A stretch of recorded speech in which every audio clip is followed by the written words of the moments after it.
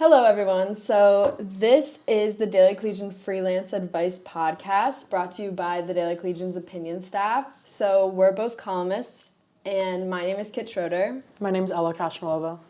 And today we have a set of questions that are appropriate for Valentine's Day. They're kind of about relationships or maybe more situationships in these cases, but yeah, let's just get right into it. All right, so the first one that we have is, what do you do if your ex keeps posting questionable things on social media, but you don't care, but it's somewhat concerning?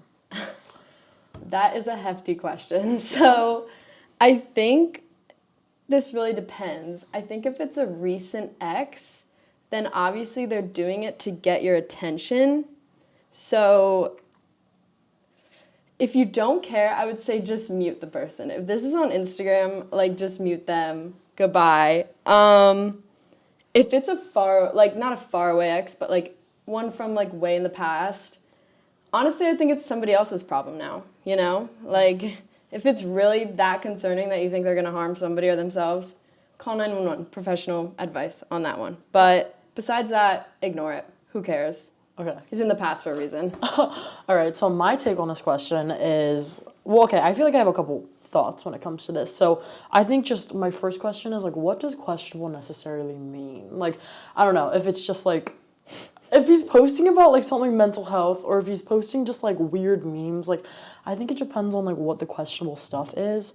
And I think it also kind of depends on how you left off the relationship. So if you guys are kind of on amicable terms, or if you had a bad breakup. So I think if you're amicable, I don't know. I think personally, if it was something that concerning where I was you clearly do not seem to be doing well, and this seems to be maybe a cry for help, I think I would first go to his friends or go to people in his life and be hey, this is random, but his stories are kind of scaring me a little bit.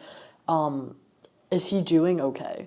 And then obviously if they're tell me information and they're oh no, he's fine, he's cool, or actually he's struggling a lot, I think if it's really that bad, again, it's not really my problem anymore, but I don't know. I feel if you ended on good terms, reaching out just to be hey, are you doing okay? A little check-in, because, Yeah, I think you're a nicer person than me. No, I agree with that. If it's really that concerning. Yeah. On that note, check in. If it's just weird, obviously kind of just ignore. I think no contact is honestly the best policy when it comes to it. But if you knew them beforehand and them posting is just out of the blue, that would be cause of concern to begin with, because it's we're doing habits that you normally wouldn't. But again, it's kind of just that's not really. I don't know. I can see the attention aspect though, so it's kind of just hard. I think it's very situational. Yeah, it's a very vague question. Yeah. So, yeah. All right, let's go on to the next one. So, I think this is a relatable one. I'm in between two boys. They both like me, but I like their attention. Should I pick or just play with both? All right, so, okay, I understand where you're coming from, where it's just you like the validation of both of the guys. That's flattering, that's nice, but I don't know. I really think that you should just pick one, because I think that if you continue playing with both of them, you're just going to continue developing your relationships with both. And then finally, you're going to have to choose. You can't be dating two people at the same time.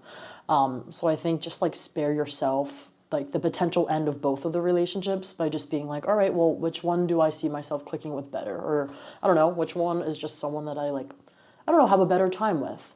So, I don't know. I can understand, it's nice and validating, but also, these are people, so I feel you kind of have to factor that in. So I wouldn't want to be toyed or played along with if I was one of the two guys or girls. So I would say pick one. Yeah, I totally agree on this one. I think that it's easy to have a big head when two people like you and you kind of have those choices. And it's also scary, honestly, to think about if I pick one, what if that doesn't work and the other one did? So I think those are two perspectives that somebody would have when they were kind of playing with both. But I think the important part of this question is that you said they both like me, but I like their attention. So you're saying that they like you. So they're obviously have expressed that and they're interested in something. So I think that's the point where you do have to pick one, for lack of better terms, pick one.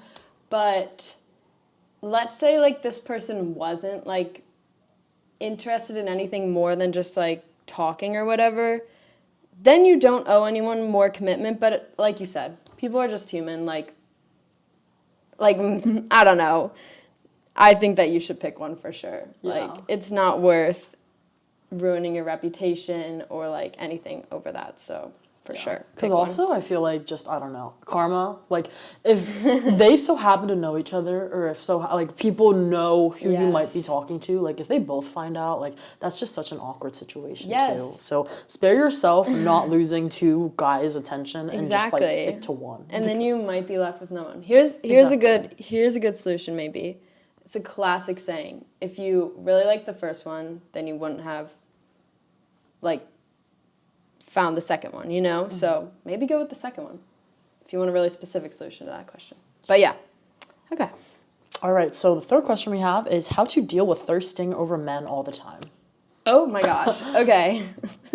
So, okay, I like this question because I think what you really need to do here, it sounds so simple yet so hard, is just start focusing on yourself. I think that's the biggest thing, is that like keep yourself busy just on things that are going to be productive to you, like making sure you exercise every day, like doing yoga, like all that stuff, you know, like drinking enough water, like doing things that you actually enjoy doing and that are benefiting you. Like you're just going to be spending all that more time with yourself, because if you are thirsting over men all the time, I hate that. Direct question. Trust me, we didn't say thirsting. Direct quote, thirsting over men all the time. Then I think you really do need to fix. I hate saying fix your relationship with yourself, or just work on your relationship with yourself, because like just appreciating yourself, then you won't be so consumed every day with like, oh, I'm going to go to this event to find a boy, or I'm going to do this to find a boy. Like, you're just going to go to these things because you actually enjoy it, and you're going to have fun with your friends, you know, like, important things. And, like, that's important to find in life. So definitely just start working on your relationship with yourself. Yeah. Yeah. I mean, I totally agree with that. I think that, okay, I mean, I love to have, like, a crush, you know? Like, I love to have people in my life that I'm like, oh, like, I get to, like, see them, or I'm excited to see them. But, like, if it's getting to the point where you are thirsting or just consuming your time thinking about one person, or just guys all the time, like, that's not healthy. And yeah, kind of just echoing what you're saying too, is just like you have to learn to kind of be okay by yourself before you even kind of like are able to thirst over a man, or are able to like get into a relationship, you know? So I think you just have to be comfortable with yourself, and I think distractions help a lot. But I also think too, like half the time these people aren't worth it. If I'm just being completely honest, they're not worth it, you know? They're just a regular average, like, Joe Schmo. Like, just work on yourself, like, work on building your, like, relationships. And I also think, too, when you're, like, so focused on trying to get something or obtain something, like, the universe or just anyone is just gonna spite you and, like, not give you what you want. So I think just let it happen naturally, because when you try to force things, that's when it gets, like, a little dangerous, and you kind of get into situations that it's like, do I even want to be in this? So yeah, and when you're happy with yourself, you're genuinely happy with yourself, that's when you're gonna attract like actual good things. Exude more confidence too. That's more attractive. Yes. So let the men thirst over you. Yeah, you won't have to thirst over men. Exactly. Like, let them thirst over you with your newfound confidence. Yeah, they're gonna come to you because they're genuinely like impressed by that. So yeah. Okay. Here's our last question of the day. What do you do when you work with homie hoppers? Okay, this is very interesting. And I guess just to clarify, if people don't know what a homie hopper is, I would describe a homie hopper, in my opinion, as someone who might date around or talk to people in like the same friend group, potentially in a romantic way. So I guess just, I mean, it's weird because like the context is work, but I guess just overall, I don't know. Personally, I just would try not to get involved. I would try to kind of stay out of it or on the peripheral, because I don't know, if you're friends with both of the people, that's kind of a conflict of interest.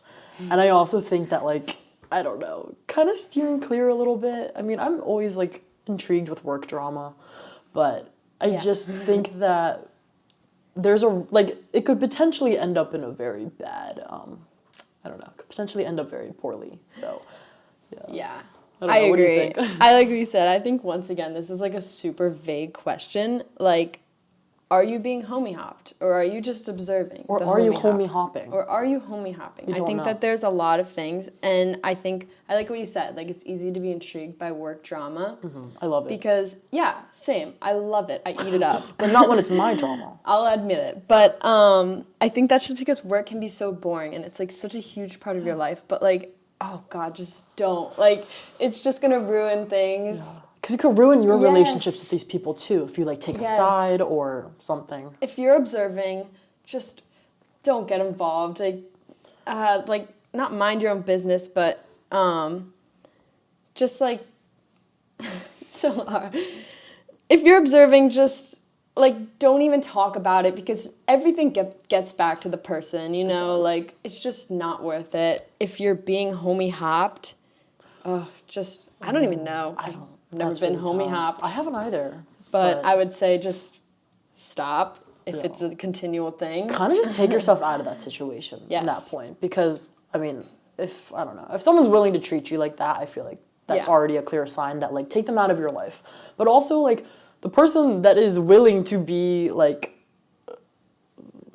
not hopped, but, like, willing to do the hopping with the other person that you're friends with, also reevaluate, like, okay, I guess this isn't as good of a friend as I thought that they were, so kind of just disengage overall, so. Yeah, if you are homie hopping, I think that's, like, I don't want to be rude or anything, but I think that's a bad move. Kind of goes back to what? Our second question, in between two boys. Yeah. Just don't play with people's emotions. Yeah. Just let things come to you. Be like the third question. Work on yourself and let things come to you naturally. Exactly. A good wrap up. Yeah, exactly. All of these things tie together. Just take people's emotions into account, and I don't know. Would you want to be treated like this? Would you want to be homie hopped? I don't think so. So maybe just if keep you that in take our mind. advice, next year might be Valentine's Day might be looking up for you. You know? Yeah. So hopefully this helps with all of your Valentine's or dating questions. Yeah. And then additionally, we have a link. I'm sure it'll be linked somewhere, but the Freelance Advice Podcast. Send us your questions. Yes, all of them. And our columnist might answer them in our next podcast. So stay tuned for the next one. Thanks for watching. Happy Valentine's Day.